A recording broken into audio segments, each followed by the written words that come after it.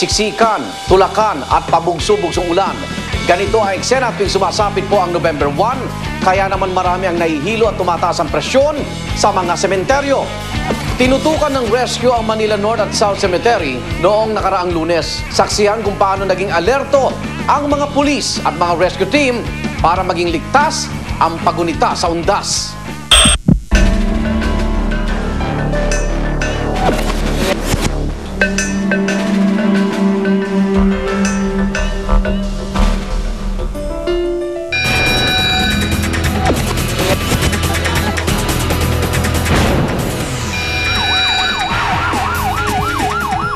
Meron din tayong medical assistance na galing din sa iba-ibang NGOs. Meron din tayong Philippine National Red Cross, Manila Health Department.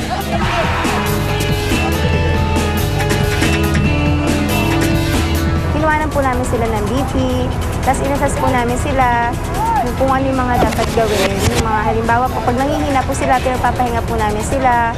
Pag nauuhaw sila, binibigyan din po namin sila ng inumin.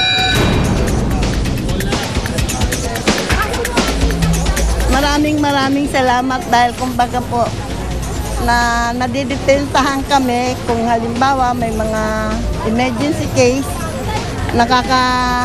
Nakakatulong ho ng malaki sa mga tao, lalo na ho sa ganitong siksikan ng mga tao, masikip.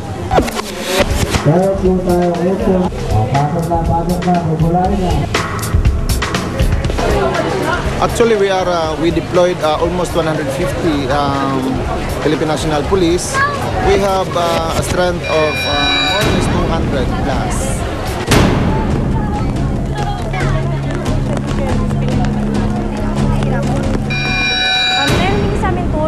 And then, nung pumasok kami dito sa South Cemetery, nakita namin yung patient na 70-year-old female. Complain siya ng hypertension at ng pacing. And then, nung nakita namin siya na nanginginig,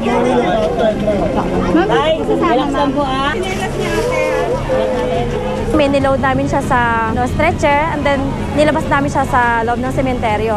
Tapos, chinek uli namin yung secondary vital signs niya.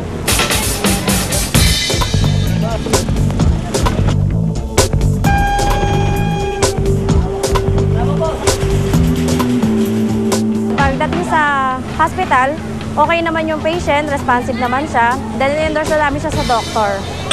Matapos masagip ng Benhar Rescue, ang isang lola na tumaas ang presyon sa Manila South Cemetery, isang lolo naman sa Manila North Cemetery ang pumutok ang ulo matapos mabagok sa nicho. Bandang alas 4 ng hapon, may nangyaring insidente nga. Yung pasyente nahulog daw, so tumakbo kami. Medyo magulo kanina, lalo na yung mga bata kasi alam nilang pag may tumatakbo, medyo magulo sila. So, ginawa na lang namin, hinawi na lang namin yung tao. Bawalan po ng hangin yung pasyente. Luwag! Naupo na siya ng mga bystanders, nasa gilid na siya. So, sabi nila lasing siya. Nung pagdating namin, may humahawak sa kanya, pero hindi naka-stabilize yung yung leeg niya. So, ang ginawa namin, pag-respond din namin, nilagyan agad namin siya ng C-collar para may stabilize yung spinal cord niya. May several na nicho doon. And then later on, tumayo siya. Hindi namin alam bakit siya tumayo. Pagtayo niya, naglakad siya sa ibabaw nung nicho. Nadulas siya. Tapos may smaller na nicho din sa may bandang baba. Doon siya tumama pabagsak. Oh, luwag na! Meron siyang laceration sa noo. Ibig sabihin, para siyang sugat. Straight lang siya, pero malalim. Medyo kita na yung niya, yung buto, yung bungo. Tapos, meron din siyang mga gasgas, pero wala namang bali. In-assume na rin namin na meron siyang spinal cord injury dahil nga nahulog siya. Ini-mobilize namin siya using the spine board. Lagay mo lang yan dyan sa leg mo.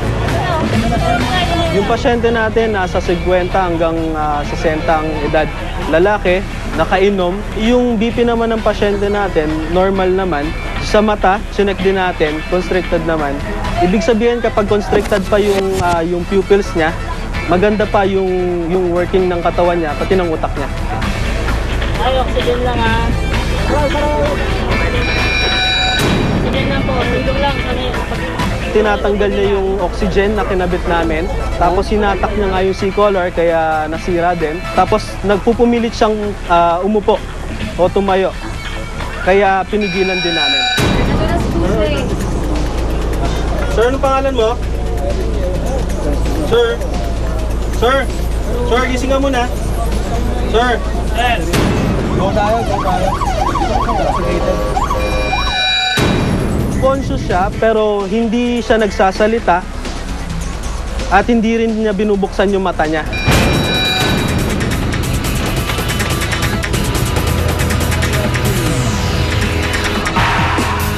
Kailangan nila ng laboratorio para makapagbigay sila ng assessment nila. Kailangan ipa-CT scan yung pasyente, cranial CT scan, X-ray.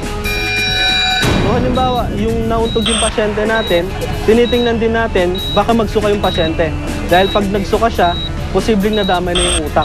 Pagka sumuka yung pasyente natin, kailangan natin itagilid yung buong katawan. Hindi lang yung ulo, yung buong katawan. Sa next year po, kung pupunta po kayo sa ganitong okasyon po, make sure na may laman po yung tiyan nyo at saka yung health nyo, make sure na okay po at saka magdadala po kayo palati ng gamot at ng tubig kasi para hindi po kayo ma-dehydrate. Samantala, nais po namin pasalamatan ang Raha at Wise Men Rescue sa pagtulong sa aming booth sa Manila North Cemetery. At ganun din po ang Benhar Rescue Team na naging katuwang namin sa Manila South Cemetery. Maraming salamat po sa patuloy niyong pagsubaybay sa aming programa. Hanggang sa susunod na Huwebes, ako naman Arnold Claudio. Ito ang Rescue. Alerto sa kaligtasan mo.